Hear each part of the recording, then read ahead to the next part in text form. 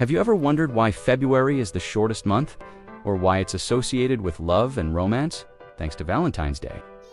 Well, if you could travel back in time, you'd find a very different story. For our ancient ancestors, particularly the Romans, February wasn't a month of love. It was a month of fear, a month dedicated to purification, endings, and the dead. Let us uncover the spooky history of the year's shortest month and find out why February was once the most dreaded time of the year. To understand the fear, we first need to look at the ancient Roman calendar. Believe it or not, their original calendar only had 10 months, starting in March and ending in December. The roughly 60 days of winter that we now call January and February were just an unnamed, dark, and desolate gap. It was a time when nothing grew, armies didn't march, and life seemed to stand still. This period was literally off the calendar, a void between one year and the next. Imagine living through 2 months that officially didn't exist. It already sounds a bit unsettling, doesn't it?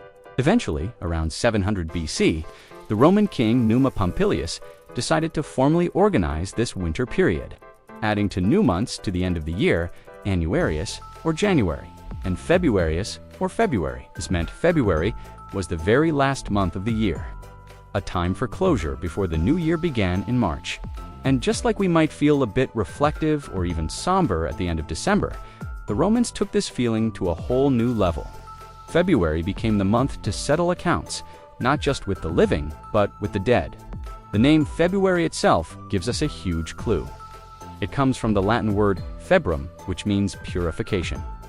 The entire month was dedicated to a festival of purification called Febra. This wasn't about spring cleaning with a mop and bucket. This was spiritual cleansing. The Romans believed that during this transitional period, the veil between the world of the living and the world of the dead was at its thinnest. Spirits, both benevolent ancestors and malevolent ghosts, could more easily cross over and wander among the living. It was a time of immense spiritual anxiety. The central event of February was a festival called Parentalia, which ran for about a week, typically from February 13th to the 21st. This was a time to honor your family ancestors, or the D-parents. Families would visit the graves of their loved ones, leaving offerings of food, wine, and flowers. It was a quiet, private, and deeply solemn affair. During Parentalia, all temples were closed, no weddings could be performed, and magistrates couldn't wear their official symbols. It was a citywide period of mourning and remembrance, a time to appease the spirits of the departed and ensure they remained peaceful. But what about the spirits that weren't so peaceful?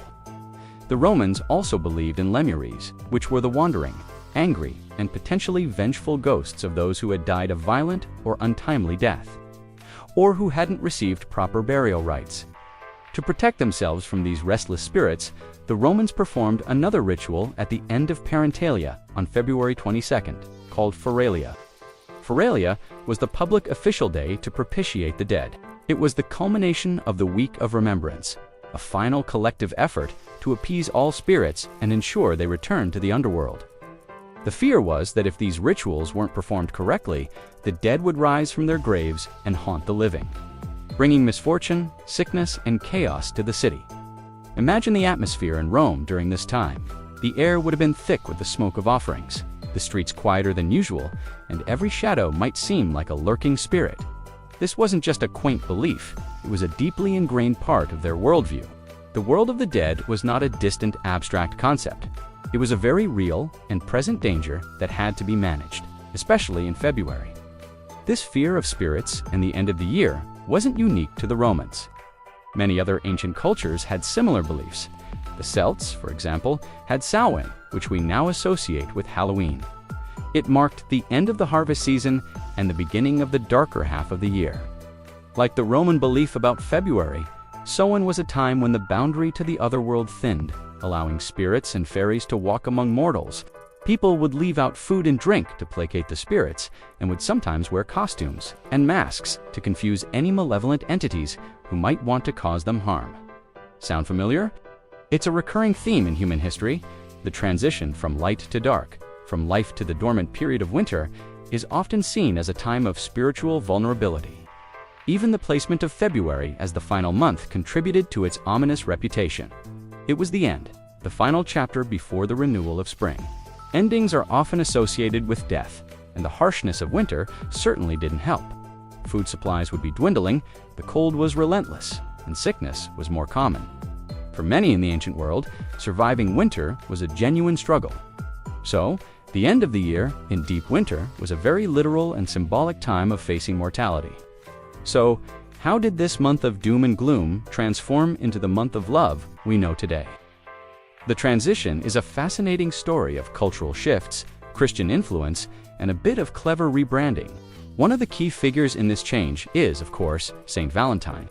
The story of Valentine's Day is a bit murky, with several different saints named Valentinus in the historical record.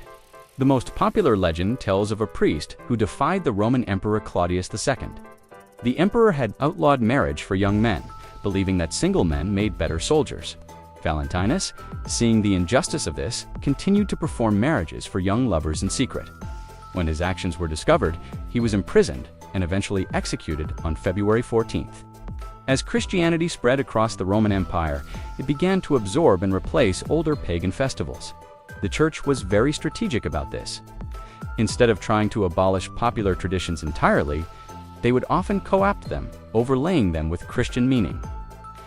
It's widely believed that the Church may have promoted the celebration of St. Valentine's Day in the middle of February to Christianize the pagan purification and fertility festivals, like Lupercalia. Lupercalia was another wild Roman festival that took place in mid-February. It involved rituals intended to purify the city and promote health and fertility. By placing a feast day for a martyr of love in the middle of this period, the focus slowly began to shift from death and purification to love and romance. Over the centuries, this new association grew stronger. Writers like Geoffrey Chaucer in the 14th century began to link the St. Valentine's feast day with the mating season of birds, which was thought to begin in mid-February. This romantic notion captured the public imagination. By the 18th and 19th centuries, the tradition of sending cards and gifts to sweethearts on February 14th had become firmly established in England and then spread to the rest of the world. The ancient fears were slowly buried under layers of poetry, chocolates, and paper hearts. So the next time you see Valentine's decorations in a store, or you're wondering why February feels a bit short and strange, remember its ancient roots. It wasn't always about Cupid's arrow. It was a month of ghosts, a time for honoring the dead, and a period of deep-seated anxiety about the boundary between worlds. It was the final somber breath before the world was reborn in spring. What we fear often becomes tradition over time. The ancient Roman fear of restless spirits during the final month of the year evolved into a solemn week of remembrance. The Celtic fear of the otherworld at Samhain became the playful disguises of Halloween, and the Romans' deep spiritual anxiety surrounding February was eventually transformed over centuries into a celebration of love.